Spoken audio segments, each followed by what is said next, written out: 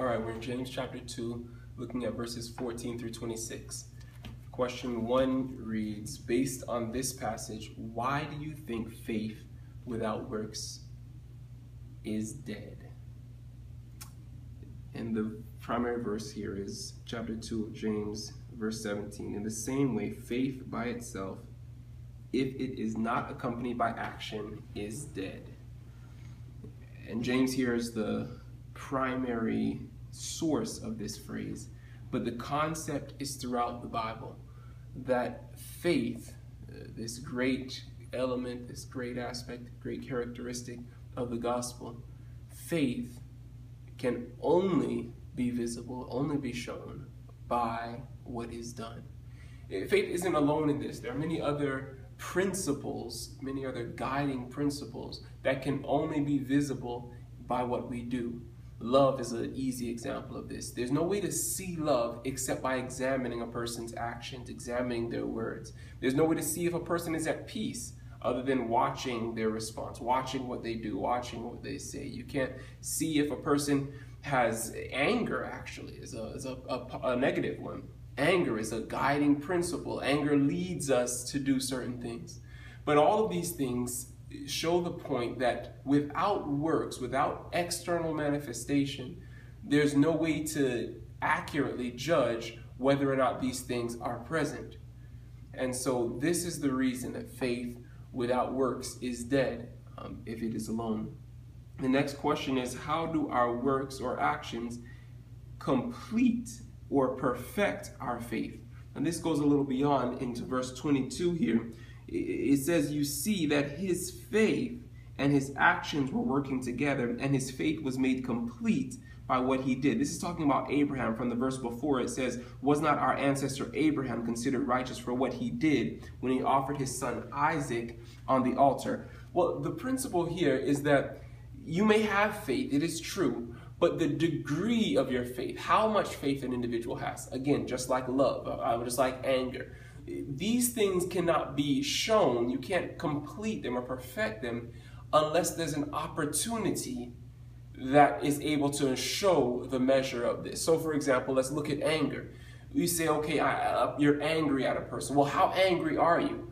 Well, you may be angry enough to say an unkind word to them. Okay, that's one level of anger. And again, you have an opportunity to do that. And if you walk by that, if you fulfill that work, then you're able to show how angry you are. And yeah, that's angry, but it's not that angry.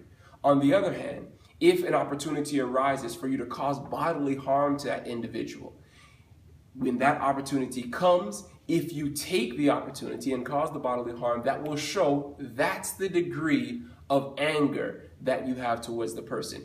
And so by this work, by this action, the anger is fulfilled or completed, or you're actually able to see the degree to which you have this anger. Note, the anger didn't develop in that moment. You had the anger before, but that moment, that opportunity just provided a means of being able to see how angry you were.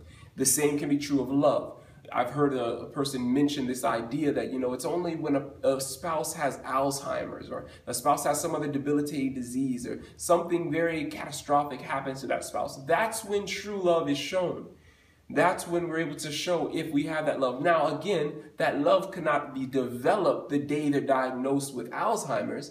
That love has to have been in place already. You have to have had that before, but it's completed, it's perfected, it's manifested when that external opportunity arises. And so similarly with Abraham here, he had that faith in God from Genesis 15, where Genesis 15, it says that Abraham believed God and it was credited to him for righteousness. But it wasn't until Genesis 22 when that was perfected, according to James here. In verse 23, he says, and the scripture was fulfilled that says, Abraham believed God, and it was credited to him as righteousness. That's from Genesis 15. But he's referring to the story in Genesis 22 and saying that was the fulfillment of this. His faith was made perfect or made complete by this action, this opportunity.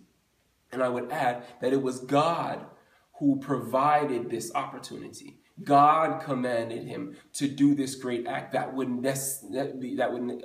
require this kind of faith. But again, it wasn't that he developed the faith in Genesis 22. That faith was there, and this provided a means of showing it. The third question, what work or action of Abraham did James highlight? And as I mentioned, it was the act of sacrificing, being willing to sacrifice his only son. The next question, what work or action of Rahab did James highlight? That's in the very last verse, second to last verse. In the same way, was not even Rahab the prostitute considered righteous for what she did, her action, her work, when she gave lodging to the spies and then sent them off in a different direction? Her act here of hiding the spies, that was the act that he's highlighting. Now the last question, and most pointed, were these works or actions in harmony with any explicit laws of God? And explicit meaning not just by principle, but a statement of God. Was there a law of God that said, thou shalt sacrifice thine only son? Was there a statement of God in his laws that says, thou shalt hide the spies?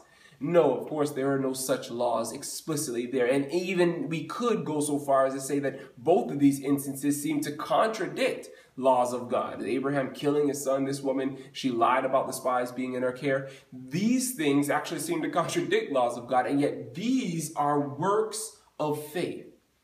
I want to quickly make a note on Paul versus James. Often Paul and James are set as opposites, as in contradiction to each other. Paul makes the strong statement in Galatians 2. He says, by the works of the law shall no flesh be justified. And see, others then think that James here is arguing with Paul when he says, this is in James chapter 2, verse 20, you foolish man, do you want evidence that faith without deeds is useless? Was not our ancestor Abraham considered righteous for what he did? And so it seems that he's arguing that, yes, it is by doing something that you are justified or considered righteous. But I want to quickly highlight that Galatians and Romans as well with Paul, he uses that phrase pretty frequently, works of the law. Works of the law. James doesn't say works of the law are the works that describe a living faith. And even here we're looking at the works that he's using to highlight his point are not works of the law. They're works that are in harmony with faith. That's not what Paul is fighting against in Romans and Galatians and even Philippians and 3 and other places. Paul is fighting against those who are setting up laws and saying that if I keep these, if I'm able to check off all of these boxes and say that I'm walking in harmony with these, then God is going to look at me favorably. God is going to justify me because of that. Paul is saying, no, by the works of that way, works of the law in that context, you will not be justified. But what James is saying is you need to have faith, just like Paul is saying, but that faith needs to be a visible, living, vibrant faith, a faith that is shown by its works. Now, yes, of course, living the works in harmony with faith will be in harmony with the law of God. But what Paul is saying, don't focus on the law as the end of itself. The faith is our goal as Christians. We're trying to fight that good fight of faith. And when we have that faith, it will show itself in works. And so this is, again, where I believe the distinction should be drawn between Paul and James here. The other point from this teaching here of James is that the works that we then need to be concerned about are not only and not primarily works of the law, but they should be any works that ought to be in harmony with a heart of faith.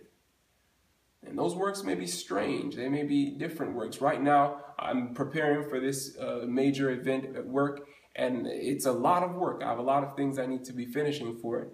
Well, if I have trust in my heart, if I have trust that my Savior is with me, helping me in this work, what will be the actions consistent with that belief? What will be the actions consistent with that?